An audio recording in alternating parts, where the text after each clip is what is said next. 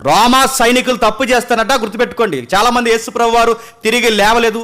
ఈ కొంతమంది ఉన్నారు దావా ప్రసంగికులు అనేవాడు ప్రవీణ్ అన్న దావా, ఇలా దావా అరువు, ఈ అరువు బ్యాచ్ దావా బ్యాచ్ ఏమంటారంటే కొంతమంది యేసు ప్రభు వారట చనిపోలేదట స్పృహ కోల్పోయాడట. ఇలా చూసారు అక్కడ ఉండి, చనిపోలేదట స్పృహ కోల్పోయాడట. ఆ స్పృహ కోల్పోయినప్పుడట శిష్యులు చనిపోయడానికి లోనట్టేసారట. ఈ లోపు లెగిసిపోయి వాళ్ళు నిద్రపోయినప్పుడు ఎవరు?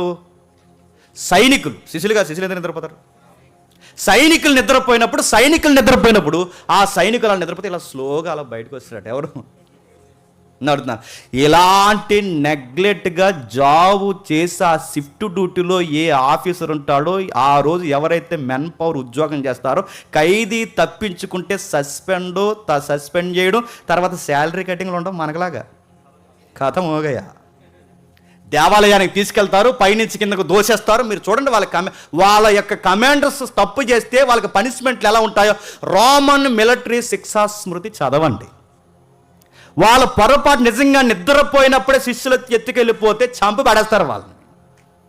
వాళ్ళ కథలు బాగా అంటే వాళ్ళ కథలు చెప్పినా, స్టోరీస్ వెళ్ళినా, ఎంత బలమైన సాక్ష్యాలు పెట్టినా వాళ్ళ ప్రాణాలకి బాగా ఉండాలి. వాళ్ళ ప్రాణాలకి ముప్పే.